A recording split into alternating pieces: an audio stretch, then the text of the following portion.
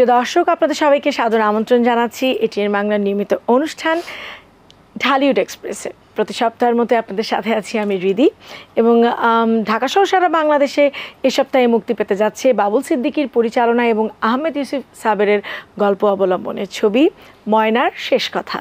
আর সেই ছবির দুজন অতিথি আমাদের সাথে উপস্থিত আছেন, চলুন পরিচয় করিয়ে দিই। শুরুতেই আমার ডান দিকে পরিচয় করিয়ে দিতে চাই বাংলাদেশের একজন স্বনামধন্য মডেল, অভিনয় শিল্পী এবং চিত্রনায়ক, আমার অনেক পছন্দের বড় ভাই সাগর ভাই। আমরা একসাথে ডান্স শুরু করেছি, কাজ করেছি অনেক একসাথে সেই ছোটোবেলায়। তো ছোটোবেলার অনেক স্মৃতি মনে আছে। ভাইয়া, আমার খুব ভালো লাগছে আজকে তোমাকে স্টুডিওতে পেয়ে। আমিও অনেক খুশি, কারণ আমি আজকে এখানে এসেছি এবং তোমার সঙ্গে দেখা হয়েছে এবং এই অনুষ্ঠানটি আমার অনেক প্রিয়, তো খুব ভালো লাগছে। থ্যাংক ইউ ভেরি মাচ আসবার জন্য, সময় দেওয়ার জন্য। আমাদের সাথে আরও একজন অতিথি উপস্থিত আছেন, দর্শক আপনারা সবাই তাকে চেনেন, আমাদের এই ছবির নায়িকা সানাই। আমন্ত্রণ জানাচ্ছি সানাইকে আজকের স্টুডিওতে। Thank you so much. কেমন আছেন? এই তো ভালো আছি।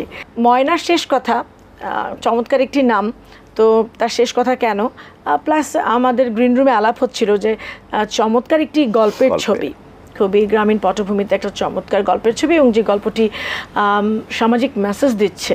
তো এই ছবিটি 4-5 বছর আগে শুটিং হয়েছিল, তো আসলে মুক্তি পেতে এত দেরি হওয়ার কারণ কি? হ্যাঁ, আসলে প্রথমত এটি একটি সোশ্যাল অ্যাওয়ারনেস টাইপের ছবি, খুবই শিক্ষামূলক কিছু মেসেজ আছে এখানে, চমৎকার গল্প। এবং এই চলচ্চিত্রটি যে গল্প লিখেছেন বাংলাদেশের অনেক অনেক গুণী একজন মানুষ আহমেদ ইউসুফ সাবের, তিনি এখন এই পৃথিবীতে নেই, আল্লাহ তাকে বেহেশতে নসিব করুন। তো স্যারের, আহমেদ ইউসুফ স্যারের লেখা গল্প, এবং বাবু সিদ্দিকী এটার পরিচালক, তার জীবনের প্রথম পরিচালিত ছবি এটা, এবং এটার প্রযোজক আজিম খান। তো চলচ্চিত্রটি যখন শুরু হয় 2019 সালে, তখন আমরা খুবই আনন্দ নিয়ে চলচ্চিত্রটি শুটিং করেছি। তারপরে তো কোভিড আসলো, তারপরে বিভিন্ন কারণে এই চলচ্চিত্রটি মুক্তি পায়নি, কিন্তু খুবই আনন্দিত যে এই শুক্রবারে পুরো দেশ জুড়ে এই ছবিটি, এত চমৎকার একটি চলচ্চিত্র মুক্তি পেতে যাচ্ছে। সত্যি তাই, যখন নিজেদের কাজ করা চলচ্চিত্রটি যখন আলোর মুখ দেখে, তখন আসলে সেটা খুব আনন্দের, একেবারে সন্তানকে হাতে পাওয়ার মতোই একটি আনন্দ। অপেক্ষা করছিলাম ছবিটি, সবাই অনেক কষ্ট করে কাজটা করে। তো আমি একটু সানার কাছে আসতে চাই যে ময়নার শেষ কথা, ময়না এই নাম ভূমিকায় তো আপনি অভিনয় করেছেন, তো যদি আপনার এই ছবির শুটিংয়ের প্লাস এই ছবিটি করার এক্সপিরিয়েন্সটা যদি আমার সাথে শেয়ার করেন। অ্যাকচুয়ালি ছবির শুটিং এত আগে হয়েছে, আই মিন 2017 সালের শুটিং, তখন আপনার প্রথম ছবি 2018, জি ডেফিনেটলি। তো ওই সময় I was a very new face, তো আমি আসলে কিছুই লাইট, ক্যামেরা, এটা কি মানে এখানে কিভাবে করতে হয়, বা পাশ থেকে কি বলবে না বলবে, আমাকে কি স্ক্রিপ্ট মুখস্থ করতে হবে কিনা, এগুলো আসলে I didn't have any idea. তো আস্তে আস্তে সবার সাথে, যেমন সাগর ভাইয়া আমাকে ভীষণ হেল্প করেছে। সাগর ভাইয়া অলওয়েজ অল টাইম ছোটো বোনের মতো, আপু কোনো মানে অসুবিধা নেই, আমরা আছি। আমার ডিরেক্টর শ্রদ্ধেয় বাবু স্যার, তারপরে আমাদের যে প্রডিউসার আজিম স্যার। আমার আসলে খুবই ব্যাড লাগ আপু যে আমার আহমেদ ইউসুফ স্যারের সাথে দেখা করার ওই সৌভাগ্যটা হয়নি। I am very unlucky. আসলে দেখা হলে হয়তো বা আরও বেশি কিছু এক্সপিরিয়েন্স গ্যাদার হতো। বাট ডেফিনেটলি যখন ময়নার শেষ কথা, ময়না চরিত্রে আমাকে কাস্ট করা হয়েছিল, মানে ডেফিনেটলি ওখানে চাওয়াই হয়েছে একটা নিউ ফেস, একটা নিউ মুখ, একটা গ্রামীণ পটভূমিতে একটা মেয়ে আসলে কিভাবে নিজের অবস্টাকলগুলোকে ক্লিয়ার করতে করতে সামনের দিকে অ্যাডভান্স হয়, এই টাইপের কিছু একটা। তো সব মিলাই অনেক ভালো, অ্যান্ড আমরা ভেরি হোপফুল যে এই শুক্রবারে আমরা ধুমধাম করে ছবিটা ডেফিনেটলি রিলিজ করব। তো সবার দোয়া চাচ্ছি। এই ছবিটি সানায়ের প্রথম অভিনীত ছবি, হ্যাঁ, এখন মুক্তি পাচ্ছে। বাট এই বিগত দিন বছরে সোশ্যাল মিডিয়ায় এবং ভাইরাল হওয়া নানান আলাপে, নানান কথায়, হ্যাঁ সেটা নেগেটিভ হোক পজিটিভ হোক, নানানভাবেই আমরা সানাইকে পেয়েছি, আলোচিত এবং সমালোচিত দুভাবেই পেয়েছি। তো সবসময় সমালোচনা এবং আলোচনার শীর্ষে তিনি ছিলেন। তো সেই সমালোচনা আলোচনার শীর্ষে থেকে এই ময়নার শেষ কথাটা আমার মনে হয় খুবই চ্যালেঞ্জিং একটা কাজ হয়েছে, কারণ সেখানে একটা অন্ধমের চরিত্র অভিনয় করতে হয়েছে। সো ইটস ভেরি ডিফিকাল্ট, কারণ প্রথম ছবি যদি হতো যে উনি যেরকম গ্ল্যামারাস, হ্যাঁ একটু মডার্ন, হ্যাঁ সেরকম টাইপের যদি কোনো ছবি হতো, এটা তার জন্য অনেক ইজি হতো। Yeah. তো দ্য পার্সোনালিটি শি ক্যারিজ, সেখান থেকে এরকম একটা অন্ধ গ্রামীণ মেয়ের ক্যারেক্টার আমার মনে হয় এটা একটা বিগ চ্যালেঞ্জ ছিল। তো আমরা চ্যালেঞ্জটা কেমন ছিল এটা আমরা স্ক্রিনে বোধহয় দেখলে ভালো হবে। Right. আমরা ট্রেলারটা দেখে আসি, তারপর আমরা আলাপ করব এই ছবির বিষয়ে। আমরা সবাই মিলে চলো আমরা এখন ট্রেলারটা একটু দেখি। দর্শক চলুন আমরা ট্রেলার দেখি। দর্শক ট্রেলার দেখলাম, আড্ডা কিন্তু জমে উঠেছে, আবারও ফিরে যাচ্ছি আড্ডায়। আমি একটু সানার কাছে যাই, যে এই যে ট্রেলার দেখবার আগে আমি বলছিলাম যে সানাই সবসময় আলোচনা এবং সমালোচনার শীর্ষেই থাকেন। তো আসলে এটা কেন, সানাই কি এটা মানে পছন্দ করে যে হ্যাঁ আমি আছি, সেটা দর্শকদেরকে জানানো বা মানুষকে জানানো, মানুষ যেন আমাকে ভুলে না যায়, সেটার জন্য একটা কন্ট্রোভার্সি ক্রিয়েট করে সে সামনে এসে সোশ্যাল মিডিয়াতে নিজের জানান দেয়, নাকি এটা আসলে বাই ডিফল্ট সানাই কিছু করলেই সেটা একটা আলোচনা সমালোচনা হয়ে যায়? কোশ্চেনটার অ্যান্সার হচ্ছে যে হু ডাজন্ট, কে আসলে আলোচনায় থাকতে চায় না, এই জায়গাটাই তো এরকম। একটা সিলভার স্ক্রিন, একটা রূপালী পর্দা আমরা যেটাকে বলি, সেখানকার মানুষকে নিয়ে আলোচনা সমালোচনা হবে, এটাই তো খুব স্বাভাবিক ব্যাপার। কাদেরকে নিয়ে হবে তাহলে? ডেফিনেটলি একটা ইউনিভার্সিটি গোয়িং গার্লকে নিয়ে কখনো সমালোচনা হবে না, একটা কলেজে পড়া মেয়েকে নিয়ে কখনো সমালোচনা হবে না, বিকজ তাকে কেউ চেনে না। যাকে চেনে তাকে নিয়ে একটু সমালোচনা হবে, একটু তালি হবে, একটু গালি হবে, it's very normal to me.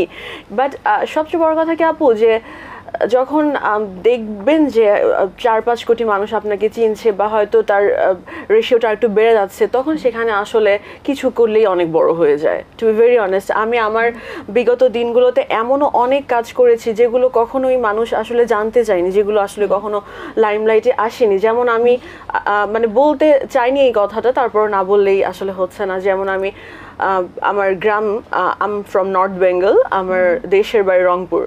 তো ওখানকার প্রায় আমি 18 থেকে 20টা মেয়েকে বিয়ে দিয়েছি। তাদের তারা কি করছে না করছে বা তাদের প্রতি ঈদে কিছু লাগছে কি না, তাদের ছোটোখাটো, আমি আমার জায়গা থেকে, আমি খুবই ছোট মানুষ, আমি চেষ্টা করেছি।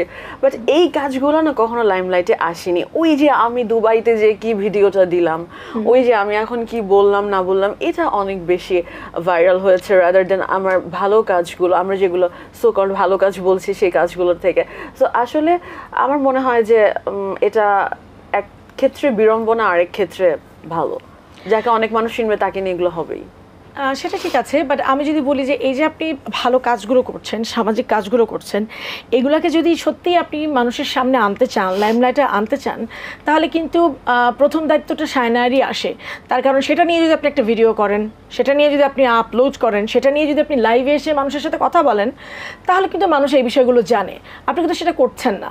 Rather then you are focusing your personal things, আপনি কখন বিয়ে করছেন, কখন কাকে ছেড়ে দিচ্ছেন, কখন আপনি দুবাই যাচ্ছেন, আপনি কি পরে যাচ্ছেন, বা আপনি কোন অপারেশন সার্জারি করে কি করছেন। So you are focusing on that points. আপনি যদি মনে করেন যে আপনার যে কাজগুলো, সামাজিক কাজগুলোকে আপনি ফোকাস করবেন, তাহলে কিন্তু আপনি সেই জিনিসগুলোকে ভিডিও করে আনতে পারেন, নাম্বার 1। নাম্বার 2, আমার কাছে মনে হয় যে আমার কাছে যেটা পার্সোনাল ফিল হয় যে সানাই হয়তো তার পার্সোনাল এবং সোশ্যাল মিডিয়ার এই লাইফটাকে নিয়ে এত বেশি ব্যস্ত হয়ে পড়েছে, তার আসল কাজগুলো কিন্তু আমার মনে হয় একটু ব্যাকলটে পড়ে গেছে। আমার মনে হয় এই সময় আপনার আরও অনেক বেশি ছবি কাজ নিয়ে যদি আলোচনা হতো, সেটা বোধহয় আপনার জন্য আরও অনেক বেশি পজিটিভ হতো। সেটা কি আপনি কীভাবে? না আসলে আমি তো অনেকদিন পরে একটা ইন্টারভিউতে আসলাম, তো আসলে আমাকে আপনার জিজ্ঞেস করা উচিত ছিল যে আপনি এটার বাইরে আর কি করছেন। I have complete my BBA and MBA from Stanford University and right now আমি নর্থ সাউথে এক্সিকিউটিভ MBA করছি। পাশাপাশি আমি ভাইয়া গ্রুপে আছি ম্যানেজার হিসেবে, আমি ওদের সেলসে দিকটা দেখাশোনা করছি, সেলসে আছি। তো এতগুলো কাজ থেকে আসলে মিডিয়া আর পাশাপাশি আমি আমার পড়াশোনা শেষ করেছি। I have complete my graduation, higher education and executive MBA করছি। সো তার পাশাপাশি জব করছি 9:30 থেকে 6:30 পর্যন্ত। সো আমার মনে হয়েছে যে আসলে এই টাইমটাতে আমি ডেফিনেটলি 45 বছর বয়স যখন আমার হবে, এখন ইয়াং আছি, ইটস ওকে, তখন আমি কোনো নায়িকা চরিত্রে আসলেই অভিনয় করতে পারবো না, কেউ পারছে না, বাংলাদেশে কেউ পারছে না। আমি বাংলাদেশকে রিপ্রেজেন্ট করছি বা আমি এখানকার ছবিতে কাজ করছি, আমি এখানকার নিয়ে কথা বলবো। America is not my focus. তো এখানকার 45 বা 50 বছর বয়সে আসলেই কি নায়িকা চরিত্রে কাউকে দেখছি আমরা? দেখলেও সেই কোয়ান্টিটিটা আসলে কতজনের? আমাদের 50 বছর বয়সী নায়িকা আমরা কাকে কাকে দেখছি?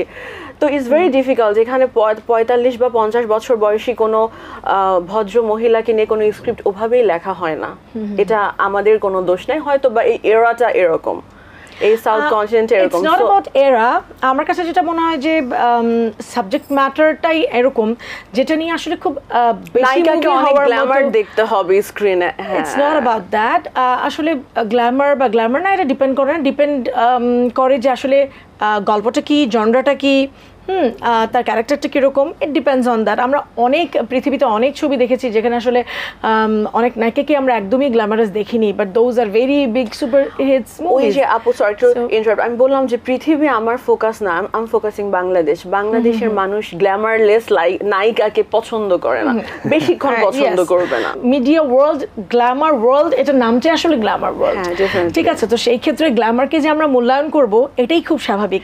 সো ইয়েস, আমাদের পার্সোনাল লাইফগুলো অনেক বেশি ইম্পর্টেন্ট, সেই সাথে সাথে আমাদের এই যে আমরা রূপালী পর্দার যে লাইফটাকে দেখি।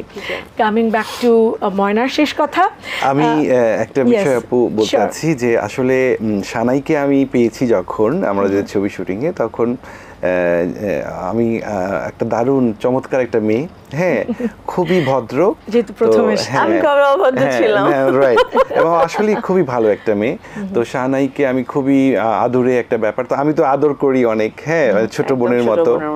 তো সেই জায়গা থেকে আমি আশা করছি যে শুক্রবারে যে ময়নার শেষ কথা চলচ্চিত্রটি, এখানে সবাই নতুন একজন সানাইকে পাবে। এই চলচ্চিত্রটিতে সানাইকে, অভিনেত্রী সানাই পাবে এবং এখানে ভালো লাগবে, অনেক বেশি ভালো লাগবে। তো আমি আশা করছি যে এই চলচ্চিত্রটি সবার হৃদয় ছুঁয়ে যাবে। ডেফিনেটলি আমাদেরও সেটাই আশা, কারণ বাংলা ছবি আমাদেরই সম্পদ, আমাদেরই ভালোবাসার জায়গা।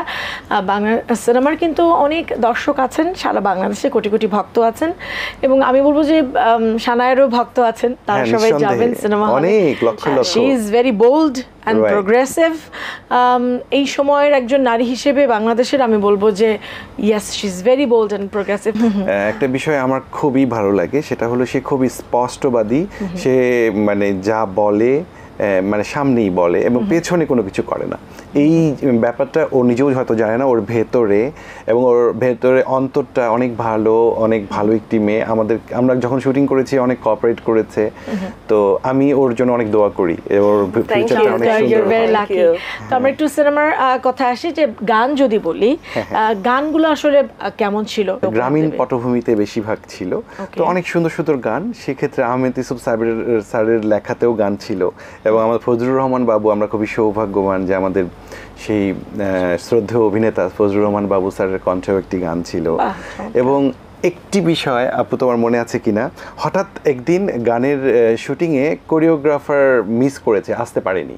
আচ্ছা, তখন যেহেতু আমার একটা ব্যাকগ্রাউন্ড ছিল, পরিচালক আমাকে রিকোয়েস্ট করলো, সাগর ভাই ফেসে গেছি, কি করা যায়?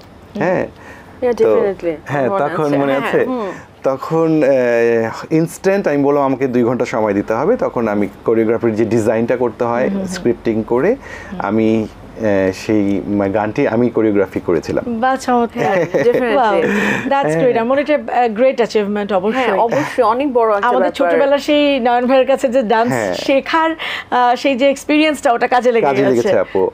সাগর ভাই এখানে একদম একটা টিম লিডারের ভূমিকা পালন করেছে, মানে ইটস হিজ টিম, আমাকে আমার টিমকে বাঁচাতে হবে যে কোনো ভাবে। মানে আমি সেইলর, আমার জাহাজ ডুবে যাচ্ছে, আমি এটাকে এখন বাঁচাবো, একদম এরকম একটা ব্যাপার। প্রত্যেকের আসলে তাই হওয়া উচিত। আমার মনে হয় সেই গানটি আমরা দেখি। দর্শক তারা চলুন, চমৎকার এই গানটি এখন আমরা দেখি। দর্শক গান দেখলেন, আবার আমরা আড্ডায় ফিরে যাচ্ছি। আমাদের কিন্তু চমৎকার একটি আড্ডা জমে উঠেছে। আচ্ছা সাগর ভাই, যদি শুটিং এর কথাটা বলি, যে শুটিং এর সময় আসলে অনেক কিছু, এই যে তুমি বললে যে কোরিওগ্রাফি করেছো, ব্যাকগ্রাউন্ডে কিন্তু অনেক কিছু হয়। তো এরকম অনেক স্মৃতির কথা থাকে যেগুলো আমরা দর্শকদের সাথে শেয়ার করতে চাই। দর্শকরা তো সিনেমা হলে 2 ঘন্টা 2.5 ঘন্টা ছবিটা দেখলে আসলে শেষ হয়ে যায়, কিন্তু একটি ছবি শুটিং করতে যে এই যে তোমাদের 4 বছরের একটা লম্বা জার্নি হয়ে গেল, তো সেটার যদি তুমি একটু কথা দর্শকদের সাথে শেয়ার করো। প্লাস আমি বলবো যে তুমি বলছিলে খুব সামাজিক একটি বড় মেসেজ দিচ্ছে এই ছবিটি, সেটা কি, সেটাও যদি তুমি একটু শেয়ার করো দর্শকদের সাথে। আমাদের এই চলচ্চিত্র ময়নার শেষ কথা, এখানে কিছু মানে শিক্ষামূলক কিছু বিষয় আছে, যেমন নারী নির্যাতন যেটা হয় এখনো আমাদের গ্রামে, হ্যাঁ, সেটার বিরুদ্ধে কথা বলা হয়েছে। আর আমাদের যে মাদকের যে ব্যাপারটা চারিদিকে ছড়িয়ে পড়েছে, যুব সমাজ যে মাদকে আসক্ত হয়ে যাচ্ছে, এটার শেষ পরিণতি যে অনেক খারাপ হয়, এই বিষয়টি এই চলচ্চিত্রটির মাধ্যমে তুলে ধরা হয়েছে। আমি বলবো এখন আমরা যেহেতু সবাই সামাজিক যোগাযোগ মাধ্যমের সাথে রয়েছি, সেখানেও কিন্তু নারীরা সেফ নয়। এই যে তুমি বলছিলে যে সমাজে মেয়েদেরকে যে সামাজিক অত্যাচার করা হচ্ছে সেটা অনেক বেশি নতুন রূপ ধারণ করেছে এবং সেটা সারা বিশ্বে নতুন রূপ ধারণ করে এটা একটা মানে আগ্রাসনী জায়গায় চলে গেছে। এই আগ্রাসনকে ঠেকাতে হবে, সেই জন্য আমাদের মেয়েদেরকে অনেক বেশি আরও বেশি বোল্ড হতে হবে এবং আমার কাছে মনে হয় সচেতন হতে হবে। আমি সানাই কি মনে করে এই বিষয়তে? আসলে এই যে সাইবার বুলিং, হ্যাঁ ডেফিনেটলি সাইবার বুলিং এর ব্যাপারটা তো আমার চেয়ে বেশি কেউ ফেস করেছে বলে আমার মনে হয় না। লাইক আমি যদি মানে কিছু করিও সেটা নিয়েও অনেক বেশি বুলিং হচ্ছে, বা আগে অনেক বেশি হয়েছে, এখন একটু কমে গেছে, এবং যেটা করিনি সেটা নিয়েও দেখা গেল একটা। সো আমার মনে হচ্ছে কি যে বিংশ শতাব্দী, ঊনবিংশ শতাব্দী বা কিসে আসলাম, ওই সেমই ব্যাপারগুলো, সেমই। একটা মেয়ে কেন এই কাজটা করলো, একটা ছেলে যদি এটা করতে, it's okay, it's more then okay, but একটা মেয়ে কেন একটু ডিফারেন্ট হবে, একটা মেয়ে কেন আলাদা কিছু চিন্তা করবে, ওকে ওইটাই চিন্তা করতে হবে যেটা সমাজ পতিরা নির্ধারণ করে দিয়েছেন। সো আমার কোথায় জানি মনে হয় কি আপু, যে মেয়েদের পায়ে যে ওই জিঞ্জির বা যেটাকে আমরা কি বলবো একটা বেড়ি পরানো আছে, স্টিগমা, একটা বেড়ি পরানোর জায়গাটা, ওটা না এখনো ওই জায়গাতেই গোলক ধাঁধার মতো ঘুরছে। এটা সামনে আসেনি আসলে, টু বি ভেরি অনেস্ট। না হলে আমরা যারা মিডিয়া পার্সোনালিটি, আমাদের কথা বাদিয়ে দিলাম, আমাদেরকে নিয়ে 10টা মানুষ কথা বলবে বিকজ দে নো আস, কিন্তু আমরা একটা ডক্টর, একটা লয়ার, মিডিয়ার বাইরে যারা ডাক্তার, একটা মেয়ে, একটা লয়ার, একটা মেয়ে, একটা ব্যাংকার, একটা মেয়ে, ওদেরকে নিয়ে কেন এগুলো করবে? তাহলে ওরাও কি নায়িকা, বা ওরাও কি মডেল, বা ওরাও কি মডেলিং করতে আসছে? না, তাদের সাথে কেন এরকম হচ্ছে? বিকজ অফ আমার মনে হয় ওই যে পায়ের মধ্যে যে জিঞ্জির পরানো ব্যাপারটা না, ওই জিঞ্জিরটা আমাদের সব মেয়েদেরই পায়ে পরানো আছে, এটা থেকে আমরা বের হতে পারছি না সামহাউ। তো আমার মনে হয় চমৎকার একটি মেসেজ এই ছবিটি দিয়েছে। আমার মনে হয় দর্শক আপনাদের সবার যাওয়া উচিত, স্পেশালি আমরা যারা নারীরা আছি তাদের সবার ময়নার শেষ কথা দেখতে যাওয়া উচিত, কারণ ময়না একটি নারী চরিত্রকে প্রেজেন্ট করছে এবং প্রত্যেকটি নারীর কথা বলছে। আচ্ছা, আমি যদি বলি 5 বছর আগের সানাই আর এই 5 বছরের পরের সানাই, যে সিনেমা হলের পর্দায় 5 বছরের আগের সানাইকে দেখতে যাবে, আসলে অনুভূতিটা কি বা ডিফারেন্সটা কি? তুমি কিভাবে তোমার নিজেকে আসলে ব্যাখ্যা দেবে এই 5 বছর পরে? 5 বছর পরে মানে 5 বছর আগের সানাই খুবই কি বলবো, মানে আমি সব ডিসিশন খুব না বুঝে নিতাম। আচ্ছা আমার এটা করতে মন চাচ্ছে, আমি এখন এটা করবো। তোমার মনে হচ্ছে কিছুটা একটু মনে হচ্ছে 0.5% আমি একটু ম্যাচিউর হয়েছে, আমি বুঝতে পারি আমার এখন এটা করা যাবে না, বা আমার হয়তো বা আমি খুব সরল মনে এটা করছি, এটাকে আসলে ওই যে সমাজ এটাকে এই চোখে দেখছে। তো আমার মানে ওই জায়গাটা আমার একটু চেঞ্জ হয়েছে আমার মনে হয়। প্লাস আমার কাছে এই 5 বছরে বিভিন্ন ধরনের স্ক্রিপ্ট এসেছে, এটা খুব স্বাভাবিক ব্যাপার, আসবেই, সবার কাছেই আসে। কিন্তু আমার মনে হয় আমি এখন ফোকাস করতে চাচ্ছি ওই টাইপের সিনেমাগুলোতে, লাইক ব্যান্ডিট কুইন, আমরা সবাই দেখেছি যে ডাকু সর্দার ফুলন দেবীকে নিয়ে একটা হয়েছে ব্যান্ডিট কুইন, বা হচ্ছে হাসিনা পার্কার যে দাউদ ইব্রাহিমের বোনের ক্যারেক্টার করেছে শ্রদ্ধা কাপুর। আমি এই টাইপের ক্যারেক্টারগুলো খুঁজছি, আমি অপেক্ষা করছি এগার্লিতে ডিরেক্টর আমার কাছে এই টাইপের একটা নারী বেসড ক্যারেক্টার নিয়ে আসবে, যেখানে আমি হয়তো বা ওই যে পায়ে জিঞ্জির পরা ব্যাপারটা থেকে কিছুটা হলেও একটু মুভ করতে পারবো, সমাজকে মুভ করাতে পারবো। তোমাদের দুজনের জন্য রইল অনেক অনেক শুভকামনা। দর্শকের উদ্দেশ্যে কিছু বলো। প্রিয় দর্শক, এই ময়নার শেষ কথা চলচ্চিত্রটি আগামী শুক্রবার থেকে পুরো বাংলাদেশে ইনশাআল্লাহ সব সিনেমা হলেই আসবে। তো আপনারা দেখবেন চলচ্চিত্রটি, ভালো লাগার জন্য দেখবেন, অনেক ভালো লাগবে। আমরা খুব সুন্দর চিন্তা নিয়ে চলচ্চিত্রটি নির্মাণ করার চেষ্টা করেছি, আশা করি আপনাদের হৃদয় ছুঁয়ে যাবে। সানাই, দর্শকদের উদ্দেশ্যে কিছু বলো। দর্শকদের উদ্দেশ্যে বলবো যে ডেফিনেটলি আমার মেল অ্যান্ড ফিমেল বোথ দর্শকই আসবে দেখতে, কিন্তু আমি বেসিক্যালি ফিমেল দর্শকদের বলছি, আপনারা সিনেমাটা দেখবেন আপনাদের নিজেদের জায়গা থেকে। একটা মেয়ে হিসেবে আপনাকে রিলেট করতে পারবেন কোনো না কোনো জায়গায়, হয়তো বা আসলে এটা আমিও ফেস করেছি বা আমিও দেখেছি, হ্যাঁ এই এই এই ক্রাইটেরিয়াগুলোর মধ্যে আমিও পড়ি, বা হ্যাঁ এগুলো আমার সাথেও হয়েছে। So don't miss it. আমি আশা করবো আপনারা অনেক অনেক অনেক এনজয় করবেন, অ্যান্ড যে মেসেজটা দেওয়ার আমাদের এত চেষ্টা, এটা পৌঁছে যাবে। Thank you. অনেক অনেক ধন্যবাদ আপনাদের দুজনকে আমাদের স্টুডিওতে আসবার জন্য। দর্শক আপনাদেরকে অনেক ধন্যবাদ সবসময় আমাদের সাথে থাকবার জন্য, কারণ এটিএন বাংলা অবিরাম বাংলার মুখ। আর আমরা সবসময় চেষ্টা করি আপনাদেরকে ভালো ছবি, ভালো ছবির অতিথিদেরকে নিয়ে এসে সেই ছবি সম্পর্কে আপনাদেরকে ইনফরমেশন দেবার, এবং আপনারা সবাই সিনেমা হলে গেলেই কিন্তু আমাদের সেই আয়োজনটা সার্থক হয়। আপনাদেরকে অনেক অনেক ধন্যবাদ। আমি যদি বিদায় নিচ্ছি, চলে আসবো আগামী সপ্তাহে আবারও নতুন ছবি, নতুন অতিথিদেরকে নিয়ে। সেই পর্যন্ত সবাই ভালো থাকুন, সুস্থ থাকুন। প্রতি সপ্তাহে বলি, এই সপ্তাহে বলছি আপনারা সবাই বাংলা ছবি দেখুন, বাংলা গান শুনুন, কারণ বাংলা ছবি, বাংলা গান আমাদের ঐতিহ্য, আমাদের গর্ব। নিজেকে বাংলাদেশি বলে, বাঙালি বলে গর্বিত হন। প্রতিদিন দেশের জন্য একটি হলেও ভালো কাজ করুন। আর বাংলা ছবি দেখা, বাংলা গান শোনা ভালো কাজের মধ্যে একটি। খোদা হাফেজ।